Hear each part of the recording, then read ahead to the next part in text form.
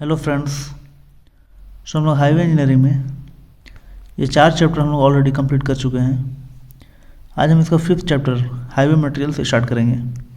ठीक है। सो पहले देखते हैं इसमें क्या क्या पढ़ना है। हाईवे में mainly 3 types of material use करते हैं। फर्स्ट है सॉयल, सेकंड है एग्रीगेट एंड थर्ड है बिटुमिन। सॉयल को हम जानते हैं सबग्रेड में यूज करते हैं, एंड एग्रीगेट को बेस और सब बेस में यूज करते हैं। बिटुमिन को सरफेस लेयर में हम लोग यूज करते हैं इसको। ये बाइंडर है, बाइंडिंग मटेरियल है ये बिटुमिन। सो देखते हैं सॉइल में हम लोग सभी का हम जो तीनों मटेरियल है इसका हम लोग क्या करेंगे, टेस्ट पढ़ेंगे। सभी का टेस्ट पढ़ेंगे। टेस्ट से क्या होगा, हमको इस मटेरियल का हमको प्रॉपर्टीज पता चलेगा। जो भी मटेरियल है इसका क्या प्रॉपर्टीज हैं, तो इसके हिसाब से हम इसको हाईवे में यूज करेंगे। ठीक है। सो हम लोग मेनली इसका टेस्ट पढ़ेंगे। सो सॉइल का टेस्ट देखें।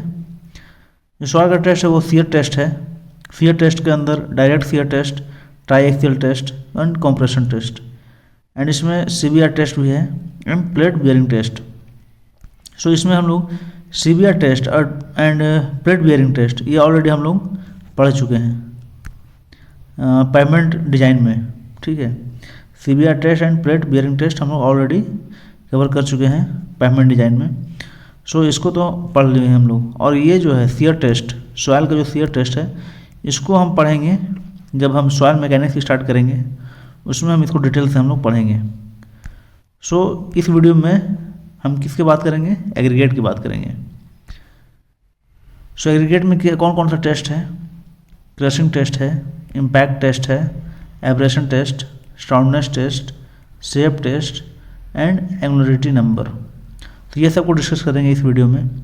एंड इसके अगला भी जो वीडियो होगा वो बिटुमिन के बारे में हम इसको डिस्कस करेंगे। सो स्टार्ट करते हैं। एग्रीगेट का जो फर्स्ट टेस्ट है क्रशिंग टेस्ट, ये क्या होता है? ये बेसिकली जो भी एग्रीगेट पे हम टेस्ट कर रहे हैं उसका स्ट्रेंथ बताता है। ये वो कितना जो व्हील लोड है वो बेयर कर सकता है। जो भी एग्रीगेट पे हम टेस्ट कर रहे हैं उसका स्ट्रेंथ कितना है वो इस टेस्ट से मालूम चलेगा हमको। ओके। सो इसको कैसे करेंगे इस टेस्ट को? इसमें जो सैंपल लेते हैं एग्रीगेट का वो 10 to 12 mm लेते हैं, एंड नंबर ऑफ़ लेयर इसमें 3 नंबर ऑफ़ लेयर में हम इसको रखते हैं। एंड इस पर जो लोड अप्लाई करते हैं उसका रेट है 4 tons per minute। Up to 10 minute तक इसको हम लोड को अप्लाई करेंगे। एंड सीव साइज है 2.36 mm। सो देखें ये सैंपल ले लिए हम एग्रीगेट का, इसको 3 लेयर में हम इसको रखते हैं। ये 10 to 12 mm इसका साइज है। ठीक है। इसका जो इनिशियल वेट है वो इसको मान लेते हैं W1। ओके। इस पर हम लोड अप्लाई करेंगे। इसका जो रेट ऑफ लोडिंग है वो 4 tons per minute। 10 मिनट तक हम इसको लोड को अप्लाई करेंगे। ठीक है। लोड अप्लाई करने के बाद क्या होगा, इस एग्रीगेट पे क्रश होगा, ये इसको टूटेगा छोटे छोटे टुकड़े में, क्रशिंग होगा इसका। और इसके बाद हम क्या करेंगे, जो सीव है, सीव का साइज कितना है 2.36 mm, वो सीव से हम इसको पास करेंगे। जो भी एग्रीगेट यहाँ पे बचा है उसको पास करेंगे। जो भी इधर जो वेट आएगा जो इसको पास कर गया इस सीव से 2.36 mm सीव से, जो पास करने के बाद इसका जो वेट आएगा वो W2 मानेंगे उसको। ठीक है। तो यहाँ पे देखें W1 क्या है, टोटल वेट ऑफ एग्रीगेट जो यहाँ पे लिए 10 से 12 mm साइज का, एंड W2 क्या है, wait of aggregate passing 2.36 mm सीव। इसके बाद जो भी एग्रीगेट पास किया 2.36 mm सीव से, उसका जो वेट है W2 हो गया। ठीक है। यहाँ पे जो फाइनल जो वेट आया W2 हो गया। अब यहाँ पे AC भी निकालेंगे, aggregate crushing value. Aggregate crushing value इसका जो फार्मूला होता है ये ध्यान रखना है, W2/W1 × 100, ये परसेंटेज में आएगा, ये ध्यान रखना है। ACV एग्रीगेट क्रशिंग वैल्यू, जो भी W2 आया वो ऊपर में रखेंगे, एंड W1 जो इनिशियल वेट है एग्रीगेट का उसको नीचे रखेंगे, × 100 कर देंगे। ठीक है। यहाँ पे देखें जो ACV है सरफेस लेयर के लिए वो 30% से ज़्यादा नहीं होना चाहिए। सरफेस लेयर में अगर उसको यूज कर रहे हैं इस एग्रीगेट को तो उसको 30% से ACV ज़्यादा नहीं होना चाहिए। और अगर बेस के लिए यूज कर रहे हैं, बेस कोर्स के लिए, तो 45% से ज़्यादा नहीं होना चाहिए ACV। ये इसका क्राइटेरिया है, इसको ध्यान रखना है, ठीक है। सो ये फर्स्ट टेस्ट था, क्रशिंग टेस्ट। सो देखते हैं नेक्स्ट टेस्ट क्या है, वह इम्पैक्ट टेस्ट। ये क्या बताता है, ये टफनेस बताता है। ये जो भी एग्रीगेट पर हम टेस्ट कर रहे हैं उसका कितना टफनेस है उसका, वो बताता है। इसको देखेंगे कैसे करेंगे इसको। जो साइज ऑफ एग्रीगेट इसमें भी 10 to 12 mm लेते हैं, जो सैंपल लेते हैं। एंड वेट ऑफ हैमर, इसको हैमर से ऊपर से हैमर गिराते हैं। जैसे मान लेते हैं ये सैंपल लिए हम, ठीक है, इसमें एग्रीगेट हम फिल किए 10 to 12 mm का, ओके। इसका जो इनिशियल वेट रहेगा वो W1 रहेगा। अब इसमें हैमर कितना kg है, ये हैमर का वेट 13.5 से 14.5 kg ये हैमर का वेट रहेगा। इसको हम 38 सेंटीमीटर हाइट से हम इसको गिराते हैं इसके ऊपर। हाइट ऑफ फॉल कितना है, 38 सेंटीमीटर। इसको 38 सेंटीमीटर हाइट से हम इसको हैमर को इस एग्रीगेट पे हम गिराते हैं, ठीक है। एंड नंबर ऑफ ब्लोस कितना है, कितना बार गिराएंगे हम, 15 टाइम्स। इस हैमर को हम इस पर 15 टाइम्स हम इसको गिराएंगे 38 सेंटीमीटर हाइट से, ठीक है। इसमें भी क्या होगा, एग्रीगेट टूट जाएगा, क्रश होगा। इसको क्रशिंग के बाद हम इसको क्या करेंगे, सीव में छानेंगे इसको। जो भी सीव है, सीव का साइज यहाँ भी 2.36 mm रहेगा, 2.36 mm, ओके। सो सीव में छानने के बाद इसका जो वेट आया वो W2 आ गया, ठीक है। पहले कितना था इनिशियल वेट, W1 था। अब यहाँ पे AIV निकालेंगे, एग्रीगेट इम्पैक्ट वैल्यू, ठीक है। ये भी परसेंटेज में आएगा ये। इसका जो फार्मूला है W2/W1 × 100, सेम वही फार्मूला है। W2 आफ्टर सीव के बाद W2 हो गया, ऊपर में रखेंगे, एंड W1 इनिशियल वेट नीचे रखेंगे, इस × 100 कर देंगे, ठीक है। सो ये आ गया AIV, impact aggregate impact value, okay. So इसमें देखें W1 क्या था, टोटल वेट इनिशियल वेट था, and W2 weight of aggregate passing 2.36 mm sieve के बाद पासिंग करने के बाद जो भी वेट बचा एग्रीगेट का वो W2 हो गया। सो अगर हम इस एग्रीगेट को हम सरफेस लेयर का अगर हम यूज कर रहे हैं सरफेस लेयर के लिए, तो AIV का जो वैल्यू आएगा वो 30% से ज़्यादा नहीं होना चाहिए। सेम रहेगा सरफेस लेयर के लिए, हमेशा 30% से ज़्यादा नहीं होना चाहिए कोई भी एग्रीगेट रहेगा कोई भी टेस्ट में, ठीक है। एंड AIV 35% से ज़्यादा नहीं रहेगा किसके लिए, बेस के लिए, बेस कोर्स के लिए। अगर बेस में हम इसको यूज कर रहे हैं तो AIV नॉट ग्रेटर देन 35%, ठीक है। सो इसमें ये ध्यान रखेंगे। सो एग्रीगेट का जो थर्ड टेस्ट है वो है एब्रेशन टेस्ट। ये क्या बताता है, ये हार्डनेस बताता है। जो भी एग्रीगेट हम यूज कर रहे हैं वो कितना हार्ड है, मीन्स वियर एंड टियर भी इसको बोल सकते हैं। जैसे मान लेते हैं ये पेवमेंट बनाए हम, इस पर व्हील लाया, ठीक है। व्हील से वो क्या होगा, वो ऊपर का जो सरफेस है वो घिस जाएगा। वो कितना, अगर उसका अगर हार्ड ज़्यादा रहेगा तो कम घिसेगा, ठीक है।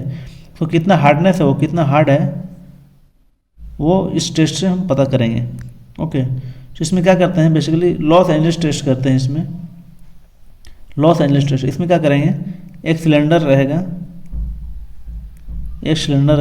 इसमें हम एग्रीगेट को फिल करेंगे, ठीक है। एग्रीगेट को हम फिल किए, सिलेंडर में एग्रीगेट को हम फिल करेंगे, और ये रोटेटिंग सिलेंडर होता है, रोटेट करता है ये, ठीक है। और इसमें क्या करेंगे, स्टील बॉल भी हम इसमें रख देंगे। स्टील बॉल हम 6 से 12 पीस इसमें रख लेते हैं, ठीक है। इसका जो इनिशियल वेट है एग्रीगेट का वो मान लेते हैं W1, ठीक है। अब क्या होगा, ये इसको घुमाएंगे सिलेंडर को। इसका रेवोल्यूशन दिया हुआ, नंबर ऑफ रेवोल्यूशन ये 33 RPM रेवोल्यूशन पर मिनट से हम इसको घुमाएंगे। 500 रेवोल्यूशन टोटल, 500 रेवोल्यूशन हम इसको घुमाएंगे, ठीक है। इसका रेट है और ये नंबर ऑफ रेवोल्यूशन है। इसको घुमाएंगे इस रेट से, इसका एवरेशन वैल्यू देगा। अब क्या होगा, ये स्टील बॉल इस एग्रीगेट से टकराएगा, ठीक है। वो कुछ घिस जाएगा उससे, एंड एग्रीगेट से एग्रीगेट भी टकराएगा और स्टील बॉल एग्रीगेट से टकराएगा। दोनों केस हो सकता है इसमें। तो इसके बाद हम इसको सीव में छानेंगे, जो भी सीव है। सी का साइज है 1.7 mm, सी का साइज है 1.7 mm। इसको पासिंग करने के बाद, सी में पासिंग करने के बाद इसका जो वेट आ गया वो W2 आ गया। ठीक है। सो एब्रेशन वैल्यू का जो फार्मूला है W2/W1/100। ठीक है, ये ध्यान रखना है। अब एब्रेशन वैल्यू आ गया। अगर ये सरफेस लेयर को यूज करते हैं, सरफेस लेयर के लिए अगर यूज कर रहे हैं, तो एब्रेशन वैल्यू जो है वो 30% से ज़्यादा नहीं होना चाहिए। ये हमेशा हर टेस्ट में सेम होता है सरफेस लेयर के लिए, इसके लिए ध्यान रखना है। बेस के लिए कितना होगा इसमें, abrasion value not greater than 50%। Okay. So यहाँ पे एक पॉइंट देखें, it is use to measure wear and tear, जो भी इसको हार्डनेस बोल सकते हैं, विच इंक्लूड्स एब्रेशन। एब्रेशन किसको बोलेंगे, जब rubbing between aggregate and steel ball, जो भी सिलेंडर के अंदर जो घुमाएंगे अगर सिलेंडर, तो जो भी एग्रीगेट और स्टील बॉल के बीच में वो रब हो रहा, वो टकरा रहा, उसको हम क्या बोलेंगे, एब्रेशन बोलते हैं। एंड एट्रीशन किसको बोलेंगे, जब एग्रीगेट से एग्रीगेट टकरा रहा, तो उसको हम एट्रीशन बोलेंगे। एंड स्टील बॉल से एग्रीगेट अगर टकरा रहा तो उसको हम एब्रेशन बोलेंगे। ये ध्यान रखना है इसमें। ठीक है। एंड इसमें एक और पॉइंट है, ये इस फार्मूला को ध्यान रखना है। कोफिशिएंट ऑफ हार्डनेस जो है उसको formula 20 minus loss of weight in gram, जो भी लॉस ऑफ वेट हुआ यहाँ पे आफ्टर रेवोल्यूशन के बाद, अपॉन 3। ये ध्यान रखना है ये पॉइंट। ओके। एग्रीगेट का जो फोर्थ टेस्ट है वो है साउंडनेस टेस्ट। ये क्या बताता है, जो भी वेदर कंडीशन है, जो भी वहाँ का इन्वायरमेंटल कंडीशन है, उससे एग्रीगेट पे कितना इफेक्ट पड़ रहा है। अगर हम पेमेंट बना रहे हैं तो उसमें एग्रीगेट यूज कर रहे हैं, वहाँ का जो इन्वायरमेंटल कंडीशन है, वेदर कंडीशन है, उससे कितना इफेक्ट हो रहा है उस एग्रीगेट पे, हम इसको इसमें देखेंगे। इसमें मेनली सल्फेट अटैक जो होता है, इससे पता चलता है। सो इसमें क्या करेंगे हम, allow the aggregate to soak for 10 to 16 hour and heat at 105 degree Celsius, repeat this cycle 10 times. क्या करेंगे इसमें, MgSO4 एंड Na2SO4 का जो सॉल्यूशन रहता है उसमें हम एग्रीगेट को हम सोक करेंगे, डालेंगे, उसको सोक करके रखेंगे। ठीक है। कितना घंटा तक, 10 से 16 घंटा तक इसको हम सोक करके रखते हैं एग्रीगेट को, MgSO4 या फिर Na2SO4 से। ठीक है। एंड उसके बाद क्या करेंगे, इसको निकालेंगे एंड 105 डिग्री पे इसको हीट करेंगे। ठीक है। फिर क्या करेंगे, हीट करने के बाद फिर इसको हम सोक करेंगे। सोक करने के बाद सॉल्यूशन में सोक करेंगे MgSO4 या फिर Na2SO4 में, और फिर इसको ला के हीट करेंगे। फिर ऐसे ही रिपीट करते रहेंगे। ये कितना टाइम करना है, ये साइकिल को 10 टाइम्स। ऐसे ही हम 10 टाइम्स साइकिल को रिपीट करेंगे। ठीक है। एंड उसके बाद जो देखेंगे जो कितना लॉस हो रहा है वेट में, पहले मान लेते हैं W1 था वेट, एंड आफ्टर 10 साइकिल इसका जो W2 वेट हो गया वो W2 हो गया। तो उसके बाद हम परसेंटेज लॉस देखेंगे। ये तो पहले W1 था, फिर W2 हो गया, कितना परसेंट वो लॉस हो रहा है वेट का। अगर Na2SO4 में अगर यूज कर रहे हैं सॉल्यूशन, अगर यहाँ पे Na2SO4 यूज कर रहे हैं, तो ये जो वेट लॉस हो रहा है वो 12% से ज़्यादा नहीं होना चाहिए। ठीक है। एंड अगर MgSO4 अगर सॉल्यूशन यूज कर रहे हैं तो 18% से ज़्यादा लॉस वेट नहीं होना चाहिए। जो वेट लॉस हो रहा है यहाँ पे वो 18% से ज़्यादा नहीं होना चाहिए। एंड जो फिफ्थ जो टेस्ट है एग्रीगेट का वो है शेप टेस्ट। नाम से समझ में आ रहा है, ये एग्रीगेट का शेप के बारे में बताएगा। ठीक है। तो इसमें देखेंगे जो फर्स्ट है वो है फ्लैकनेस इंडेक्स FI। इसमें क्या करेंगे, ये टेस्ट हम करेंगे size of aggregate more than 6.3 mm से ज़्यादा जो भी एग्रीगेट है उस पर हम ये कर सकते हैं test. Okay.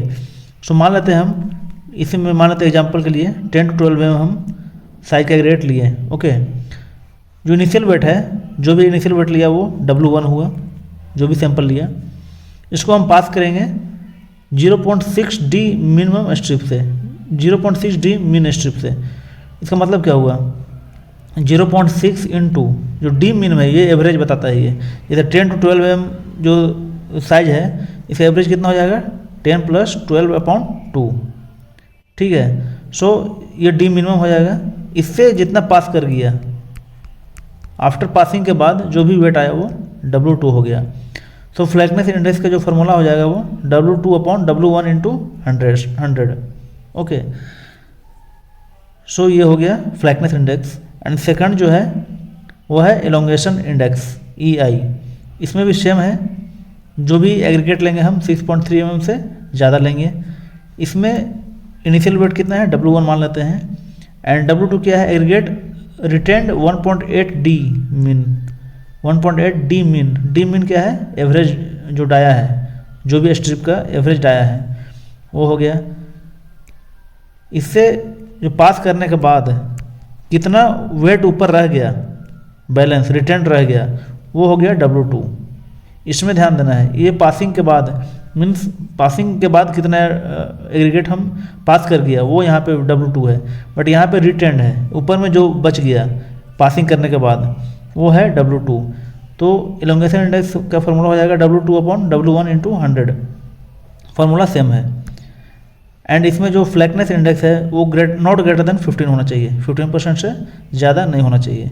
And elongation index भी 15% से ज़्यादा नहीं होना चाहिए, जो भी रेट हम यूज कर रहे हैं। ओके, तो ये था शेप टेस्ट। नेक्स्ट देखेंगे एग्रीगेट का जो सिक्स टेस्ट है वो है angularity number AN। It is lies between 0 to 11, ये 0 से 11 के बीच में रहेगा ये। It shows degree of packing, ये डिग्री ऑफ पैकिंग बताएगा ये एंगुलरिटी नंबर। ओके, इसका जो फार्मूला होता है वो है 67% minus percentage of solid volume. इसका मतलब क्या है, ये जो 60% है ये रिप्रेजेंट करता है the volume of solid of rounded aggregate in a well compacted state which would have 33% of void. इसका मतलब क्या हुआ, जो भी ये 67% क्या रिप्रेजेंट कर रहा है, वेल कॉम्पैक्टेड स्टेट को। मीन्स वेल कॉम्पैक्टेड स्टेट कब होगा, जब ये एग्रीगेट पूरा राउंड रहेगा, फुल्ली राउंड रहेगा, तो इसमें जो वॉइड है वो मिनिमम होगा। मिनिमम वॉइड कितना होगा, कम से कम 33% मिनिमम वॉइड है, इससे कम नहीं हो सकता है। ठीक है, वेल कॉम्पैक्टेड स्टेट के लिए 33% वॉइड मिनिमम होता है। तो इसमें जो भी सॉलिड का जो वॉल्यूम आ रहा है वो 67% रहेगा, 67% वॉल्यूम रहेगा सॉलिड का, एंड 33% वॉइड, जो भी एरिया गैप बचा हुआ है इसमें, वो वॉइड का जो भी वॉल्यूम रहेगा वो 33% रहेगा। तो ये जो स्टेट है वेल कॉम्पैक्टेड स्टेट होता है, ये 67% ये रिप्रेजेंट कर रहा है। एंड इससे अगर क्या होगा, एग्रीगेट फुल्ली राउंड तो रहेगा नहीं, थोड़ा इसमें ये इस टाइप से रहेगा, तो इसमें क्या होगा, वॉइड ज़्यादा हो जाएगा। वॉइड ज़्यादा होगा मीन्स 33% से ज़्यादा वॉइड हो जाएगा, मीन्स जो सॉलिड का जो परसेंटेज है 67% से कम हो जाएगा। ठीक है, सो इसमें जो भी सॉलिड का जो वॉल्यूम रहेगा यहाँ पे रखेंगे, एंड 67 में से माइनस करेंगे उस जो भी वॉल्यूम है उसको, सॉलिड वॉल्यूम को, तो ये आ जाएगा एंगुलरिटी नंबर दे देगा ये। ओके, तो इसमें ये ध्यान रखना है, ये 0 से 11 के बीच में हमेशा रहेगा। Angularity number measure void excess of 33%, means well compacted state का वॉइड कितना है 33%, और मेजर किसके लिए करेंगे, जब वॉइड ज़्यादा होगा, मीन्स फुल्ली राउंडेड नहीं रहेगा, कुछ इस टाइप से रहेगा। ठीक है, तो इसमें वॉइड ज़्यादा रहेगा 33% से, इसके लिए हम एंगुलरिटी नंबर मेजर करेंगे। Specific gravity of aggregate lies between 2.6 to 2.9, जो भी एग्रीगेट है उसका जो स्पेसिफिक ग्रेविटी है इसके बीच में लाइज करता है ये। Water absorption should not be more than 0.6%, जो भी एग्रीगेट हम ले रहे हैं उसका जो वाटर एब्जॉर्प्शन है 0.6% से ज़्यादा नहीं होना चाहिए ऑफ वेट ऑफ एग्रीगेट का। ओके, सो इसमें इतना चीज़ ध्यान रखना है। सो इस वीडियो में बस इतना ही। Thank you.